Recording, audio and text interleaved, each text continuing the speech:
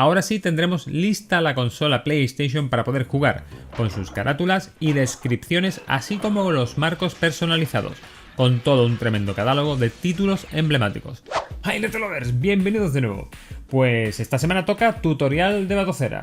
Y es que vamos a poner en marcha una consola mítica y emblemática, nada más y nada menos que PlayStation 1. Veremos desde un pequeño resumen de lo que fue aquella consola, pasando por los cores que tenemos disponibles en el sistema Batocera 34. Veremos también los formatos de ISOs compatibles, las BIOS necesarias y veremos también qué parámetros podemos toquetear para llevar la emulación de PlayStation 1 a un siguiente nivel. No me enrollo más, así que sin más dilación, ¡empezamos!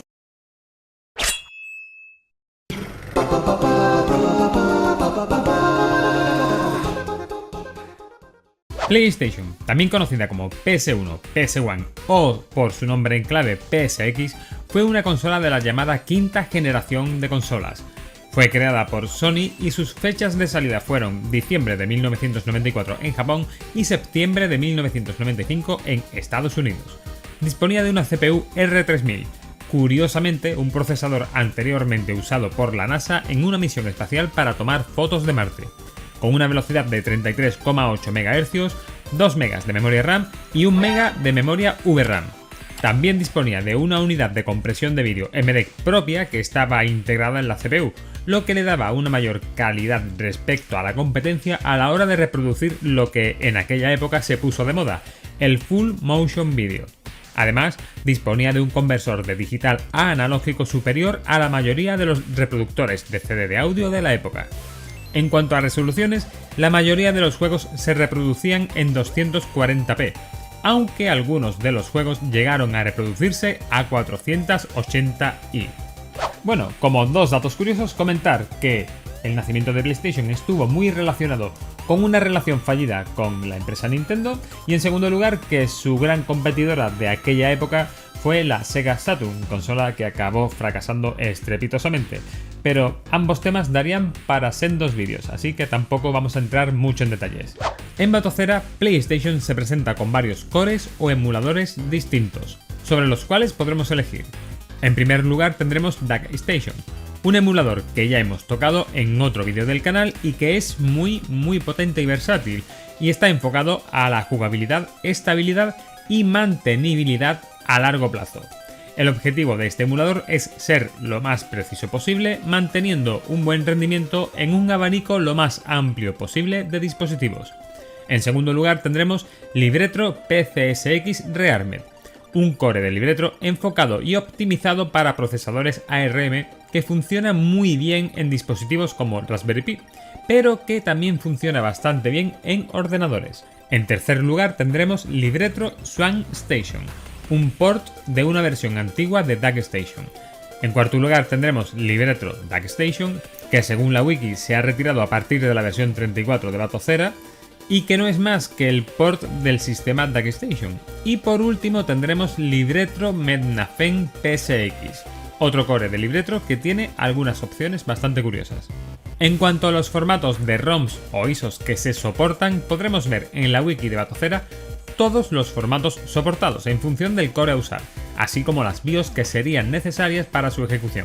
Como último tip, para los juegos multidiscos tendremos la opción de crear un archivo de texto .m3u con los nombres de los archivos de cada disco necesarios para la ejecución, ya sean archivos .qe o .chd, para no tener que entrar en el menú del core específico que estemos ejecutando para cambiar de disco de manera manual. En el ejemplo de la wiki vemos el ejemplo de Final Fantasy VII, que como muchos recordaréis se componía de 3 discos. Bueno, pues una vez que hemos visto los cores o emuladores que están integrados dentro del sistema Batocera, llega el momento de comenzar con la transferencia de archivos, tanto ISOs, ROMs como BIOS. En el escritorio podremos ver un surtido de ISOs en varios formatos, desde el clásico formato .bin y .qe, así como en formato .pbp o .chd. Por otro lado tendremos una carpeta con todas las BIOS que podríamos necesitar.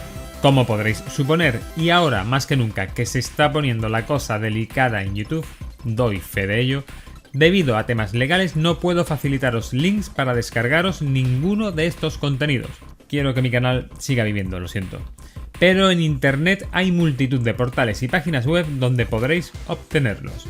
Pues bien, introducimos una unidad USB en el ordenador y hacemos la transferencia de todos estos archivos. Una vez hemos completado esta transferencia, arrancaremos nuestro sistema Batocera para poder volcar estos archivos en su interior. Tras arrancar Batocera, pulsaremos F1 para entrar en el interfaz de carpetas. Localizaremos nuestra unidad USB y, en primer lugar, copiaremos las BIOS para pegarlas acto seguido en la carpeta userdata/BIOS de nuestro sistema Batocera. En este caso sobreescribiré estas BIOS ya que en ese momento ya las tenía dentro del sistema. Y a continuación haremos lo mismo con las ROMs o ISOs. Copiaremos todos los archivos y los pegaremos en la carpeta userdata/ROMs/PSX dentro del sistema Batocera. Tras esperar unos instantes, en función también de cuántos archivos vayamos a transferir, tendremos todos dentro del sistema. Ahora tan solo nos faltará actualizar la lista de juegos para que los nuevos juegos aparezcan en el menú de Batocera. Sí, podemos ver cómo ya tenemos los juegos, pero de una manera quizás bastante tosca, por lo que nuestro siguiente paso será scrapear para poder obtener imágenes, vídeos e información detallada de cada título. Este paso ya lo vimos en un anterior vídeo de personalización que os dejo por aquí arriba y abajo en la descripción por si queréis consultarlo.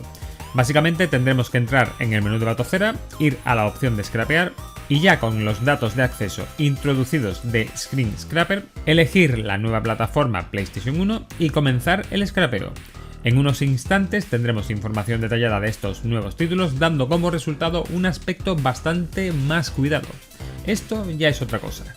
Lo segundo que haremos será actualizar los bezels o decoraciones de los juegos para poder tener marcos personalizados para cada título.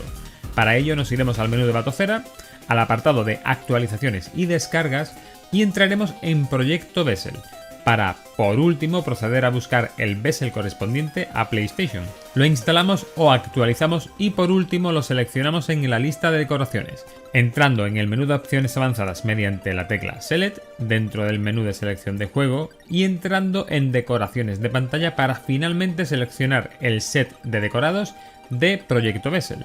Ahora sí tendremos lista la consola PlayStation para poder jugar, con sus carátulas y descripciones así como los marcos personalizados, con todo un tremendo catálogo de títulos emblemáticos. Sin duda, una consola clave con muchas horas de entretenimiento. Pero, ¿y si tenemos un PC decente y queremos sacarle más partido? ¿Qué podríamos hacer?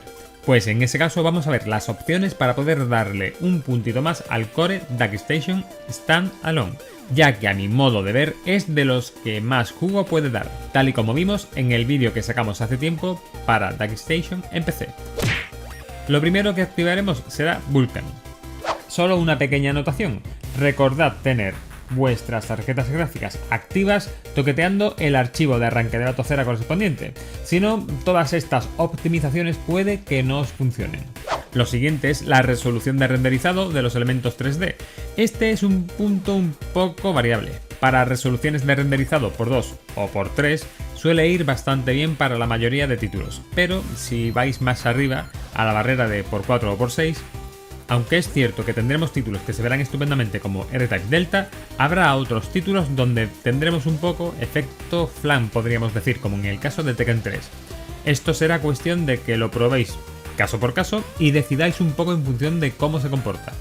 Otra función que activaría, aunque suele consumir bastante CPU, es el V-Sync para evitar tearing o fotogramas partidos. La siguiente función a activar es el anti-aliasing, que ayuda a eliminar un poco los dientes de sierra de los objetos 3D. En este caso seleccionaremos un MSAA D×8. En penúltimo lugar, filtrado de texturas, en el que tendremos varias opciones de las cuales he elegido Jink 2. Probad y simplemente quedaos con el que más os guste. Y por último, y no menos importante, el forzado de tiempos NTSC en PAL. Esto se debe a la diferencia de 60 a 50 Hz de los mercados estadounidense y europeo, que en la práctica se tradujo en los juegos, al no hacer ningún tipo de adaptación adicional, en una bajada general de velocidad. Pues bien, esta opción hará que los juegos PAL puedan ir a su velocidad original, es decir, como si fueran a 60 Hz. Pues una vez realizados estos cambios en DuckStation, podremos ver cómo tenemos un mejor resultado en la mayoría de juegos. Sí, es verdad que en algunos no va a quedar tan bien, pero en términos generales habremos ganado con este cambio. Probaremos los títulos Tekken 3, en el que podremos apreciar ese efecto flank de los personajes. Crash Bandicoot, un título al que le sienta muy bien. R-Type Delta, otro título en el que se mejora bastante si lo comparamos con su versión estándar. Omega Boost. Gran Turismo, sin duda en este caso nos mejora lo suficiente como para que merezca la pena. Y Final Fantasy VII, un título que si bien a los personajes les sienta bastante bien este cambio, a los escenarios pre-renderizados les pasa todo lo contrario, quedando unas toscas marcas en algunos puntos. Conclusiones, pues una gran plataforma que tendremos para nuestro sistema Batocera y que para mí forma parte de la delgada línea que separa lo retro de lo no tan retro. Hemos visto tanto lo que necesitamos para poder ejecutarlo, como los cambios que podemos introducir para poder subir un poco el listón de calidad, al menos en algunos juegos. Espero que este vídeo te haya servido. Si te ha gustado, por favor dale a me gusta y comparte, así consigues que el canal llegue a más gente. Comenta y pregunta por aquí abajo y suscríbete, que es gratis, y así te enteras de lo que va viniendo. Acerca de quiénes son estos de aquí, son los miembros o mecenas de Patreon del canal, gente muy maja por cierto que apoya al canal de manera simbólica para ir creciendo. Y sí, también puedes unirte. Poco más, nos vemos en el siguiente vídeo del canal. ¡Hasta luego, Retrolovers!